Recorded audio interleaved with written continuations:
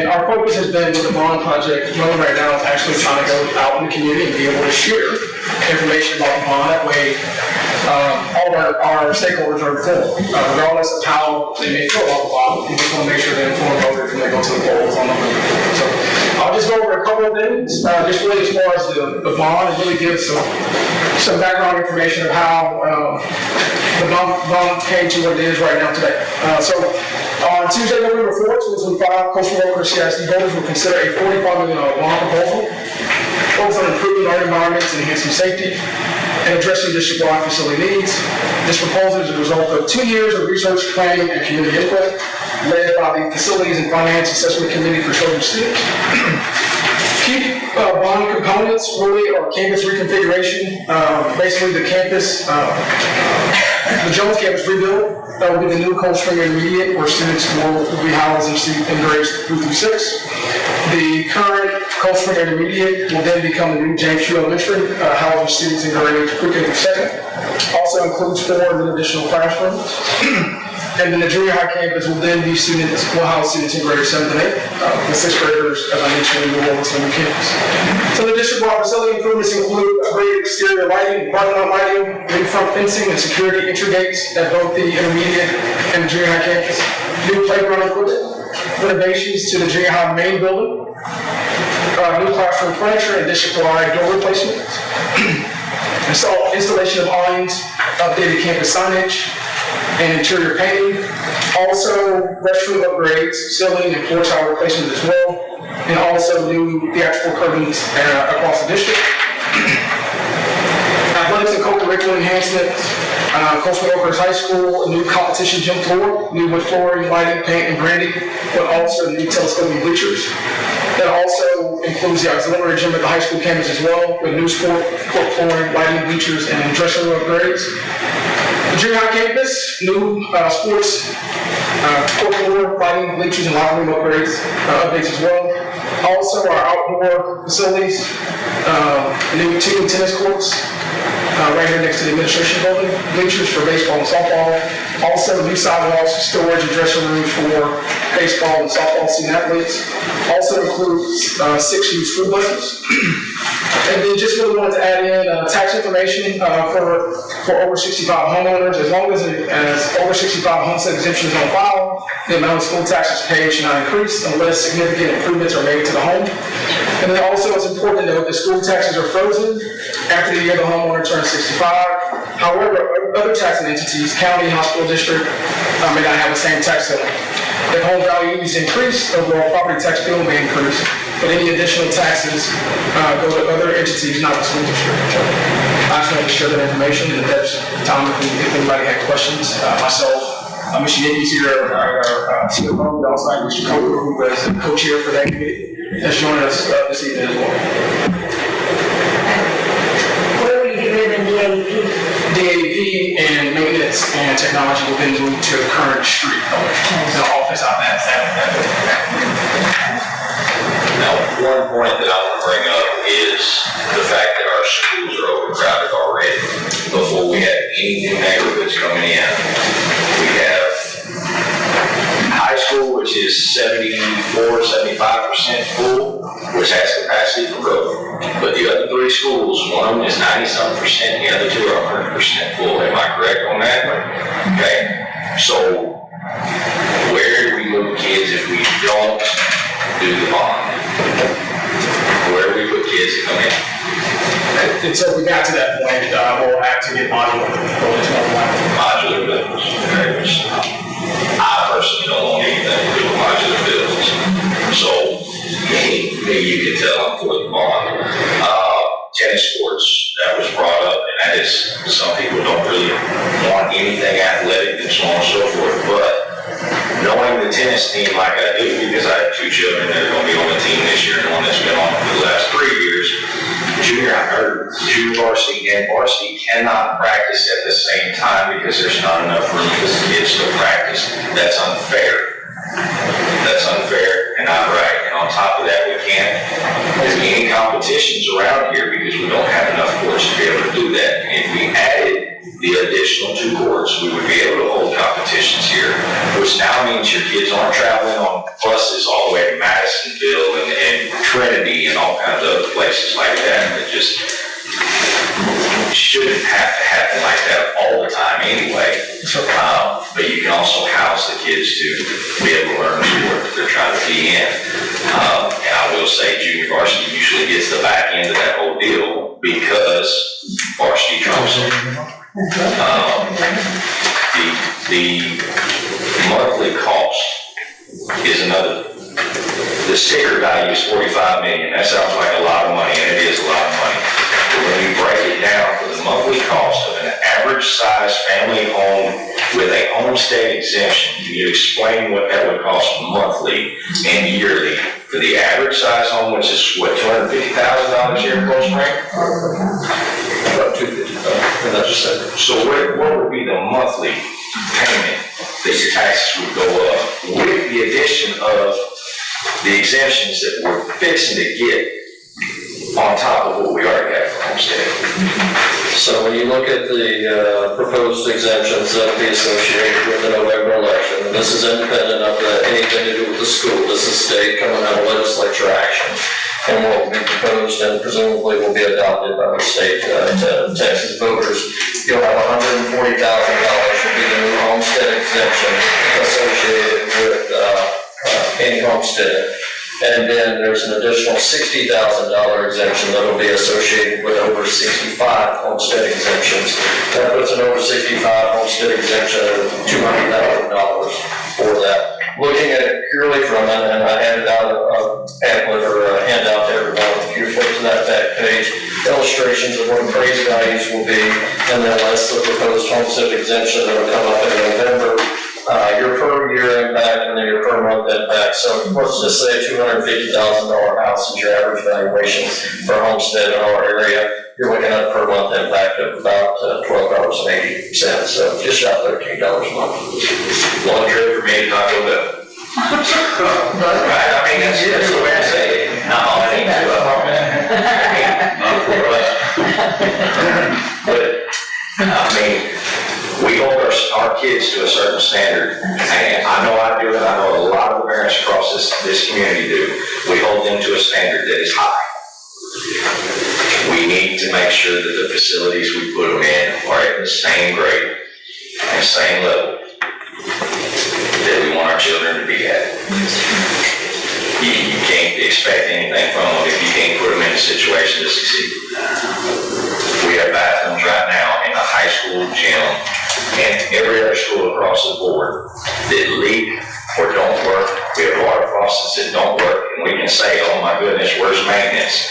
Maintenance has been passing these schools for years, for absolute years. These schools are not brand new outside of the high school, which was 99, I believe is the year, right? They're not new. Now they've been duct taped a lot. Maintenance runs out of capacity of being able to take care of this stuff because there is so much duct tape that they're having to take care of. It is about time that we stand up and do something and help these kids get into a decent facility. You want teachers to stay, no offense, nobody wants to stay if the bathrooms are leaking all over the place. The place looks old and outdated and just tore down. My wife was a teacher for quite a few years up here. My kids have come up through school here. Now, I didn't grow up here. I came from Jersey Village area, but I've gotten to see every school along the way. And most of y'all have. A lot of y'all, I'm not speaking for everybody, but a lot of y'all have been here for a lifetime. Y'all know what's out there. So, my personal opinion, I'm in for this thing, even though it will not affect my kids hardly at all. I'm in it for the community and for the other kids that are coming up. That's what I got. Any other questions, sir?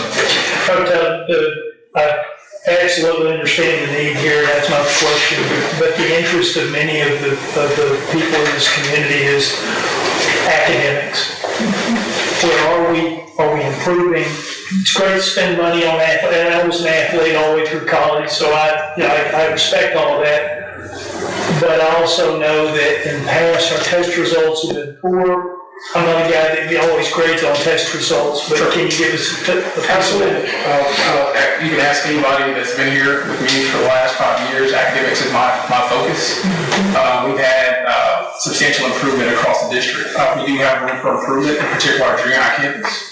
When I first arrived here in Coldspring back in May of 2021, the elementary intermediate was rated 53. That was the rating. It moved in 1 year to 79.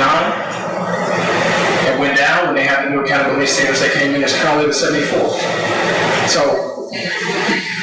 from an accountability standpoint, the intermediate campus gives the elementary campus its rating. So when I came in, the intermediate was rated at 53, which also gives you 2Fs, essentially. That campus currently right now is rated, the elementary intermediate campus, intermediate elementary campus is rated a 74. So that's improved. When I arrived my first year in the district, the high school campus was rated 70. It's currently at 75. Last year was 74. So we do a lot of goal setting. In particular, our junior high campus has struggled the most with teachers.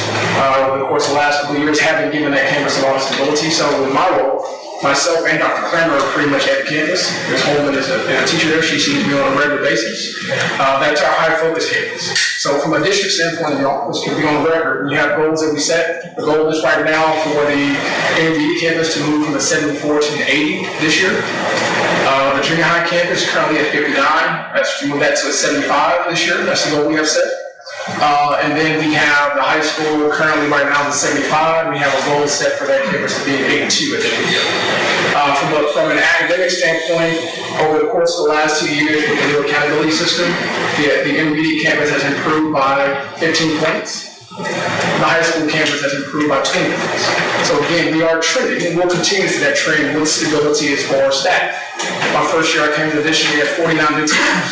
49 new teachers. The following year, we had 41. We moved to a 4A instructional lead. It went down to 25. This year we had 19. Out of that 19, 10 of those were because we have a new athletics director. So of course, you know how that goes. So really, we're strong, but we are stable. If we have such high turnover, we'd be stabilized in the district. But right now, that's been a big part of our success of being able to recruit and retain staff. But right now, from an academic standpoint, we'll continue to see a steady trend. Academic. So, I think those are good answers. I'm familiar with a lot of that, tracked it over the years. But when you look at breaking that down into plain English, okay, how are our students better, and how will they be better over the next couple of years because of the programs that you instituted? Well, a couple of things. As far as better, we vertically aligned the curriculum across campuses. We implemented new curriculum over the course of the last couple of years that really consider high quality instructional materials. That's been really online on the state. So we have a full curriculum that we implement. That way, again, let's say, for example, at the elementary, you may have, let's say on average, 3 or 4 first grade teachers. They're all vertically aligned. Let's say if students change classes, they still have that same high quality instructional material when I first arrived. They were just using, that's right. So that's a big part of it as well. But then at the same time, it is making sure we can recruit and retain high quality staff. That's the number one factor that impacts student achievement is going to be, can we retain staff? Are we doing a better job at retaining staff? Absolutely. We're talking about going from 49 in 2021 to roughly just 19. We pretty much cut that in half. That's not even including the component of having a new AD. So we're stronger there as far as being able to recruit and retain teachers. So we vertically align the curriculum, but at the same time, the focus, academic focus. You ask any staff member that's here, they know exactly where our data is. Our parents know where our data is. The data before it came out from the state, I sent that out to our whole entire school community before it actually was released by the state. Our staff was aware of that. Well, because from a leadership standpoint, I need to be able to pinpoint exactly where we are. What we also know is what our data is that I sent this out today. Our area of focus right now is math. Math is the area that we're trying to recover and rebound from COVID. And of course, you can ask staff members that are here. That went out today. All staff have analyzed pretty much all our data from our district on academics come from our office. So every single piece of data, everybody can quickly on their phone right now be able to pull exactly where they were from last year and the goals we have set for this year. So I'm able to provide that from a superintendent standpoint, that core focus on academics. Thank you. I had a question.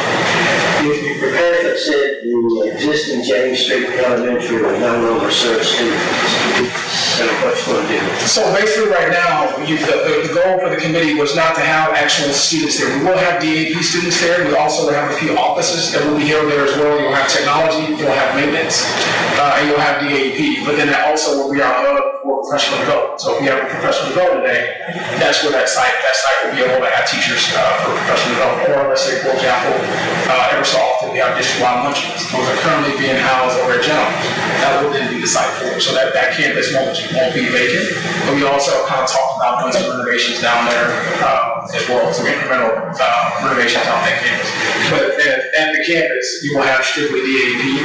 The committee wanted to get all of your elementary students off the campus. Because one point it was being discussed of using maybe a corridor, but we have some classes on the lower portion that's closer to the cafeteria. But the committee, the recommendation was to no longer have students housed at James Street.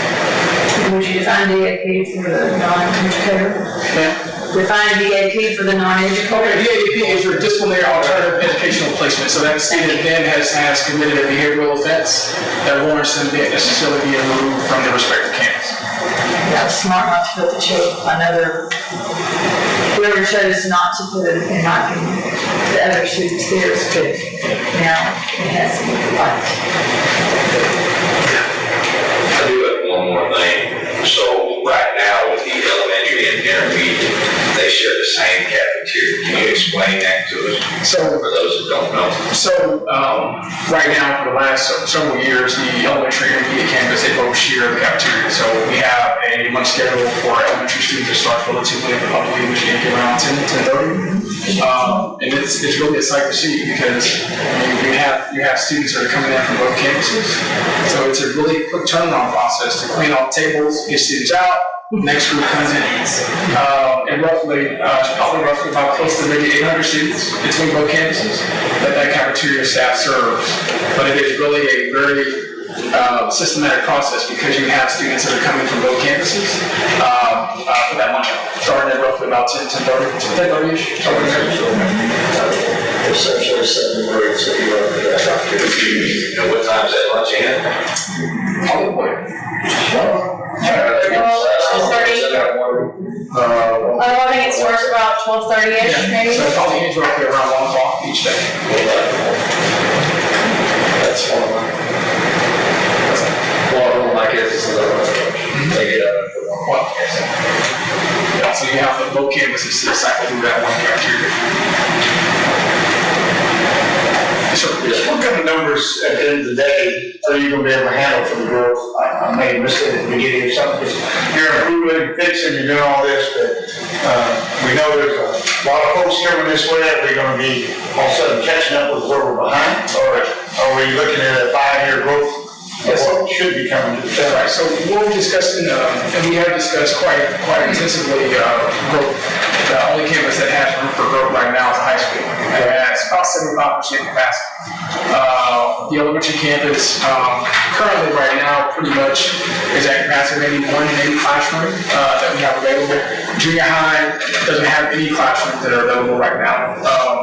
And the intermediate may have 1 or 2. So with the growth piece, I think right now, if we're going for a long machine, I believe the new campus that's going to house students in grades 3 through 6 over at Jones is really suited for 626, somewhere in that range. But at the same time, for example, that's the other piece. With junior high, you take one grade off, let's say on average, it's about 125 students, so that gives you a little bit of flexibility there at that campus. And then we're adding the additional 4 classrooms to be able to accommodate growth over at the backside of the new James Street Elementary as well. So there's 4 new classrooms that are part of that project as well. So we're sitting around, still around 1,200, 1,300. Can you see this? Yeah. District-wide? Yeah. Yeah, we're roughly about a little bit under 1,600 right now. Oh, 1,600. Yes, sir, a little bit under 1,600. And we'll be able to accommodate 1,800? I would definitely say so. I think the biggest thing right now as far as growth in Michigan, I look at these numbers every single week. And there'll be some additional discussions that we'll have because right now with the new developments here, You're gonna have some growth. Right now, the growth that we've been taking upon has been very incremental. It's really, we have a high mobility rate. So we have, let's say, for example, we have on 1 week, 6 students in, the next week, 10 students out. And with the new growth and development, yeah, there's gonna be basically one of those situations where, from a district standpoint, we're able to take on growth at each campus. That's the goal. We have, at the new street, we'll have 4 additional classrooms to be able to help alleviate that. At the new site, we're planning for 626 students. And then at the junior high campus, you'll be down to 2 grade levels. So that gives you room for growth at every single campus that we have across the district with this project. One of the other elements associated with that on the Jones campus, we are not demoing some of the existing buildings, and there's a provision, and so what I call the tech wing or the east wing, the one that has a nose roof when you go around curve 15, 14. That will actually not be finished out for development of classroom space at this point in time, but it would be a seal up of that building envelope because it has a relatively new roof structure on it. That was put on in 2018, I think. That will allow expansion room into that facility, and ultimately, if we needed to develop lab spaces or non-art spaces, whatever that might be. The other one that we feel quite frequently questions is associated with the existing gyms that are on that location. The brick gym, historical significance, and there's a lot of interest in that. There is no current proposal for us to address that facility at this point in time. Certainly not going to demolish it. The other element associated with that is that if we were to address it, we would have substantial code upgrades associated with ADA accessibility. So the approach is not to address that facility at this point in time. It's to potentially be available for community usage, but we would not upgrade that facility. There'd be inside the new construction area on that campus, you'd actually have a new PE gym incorporated into the classroom. But also that flexible availability for community usage as well with exterior access.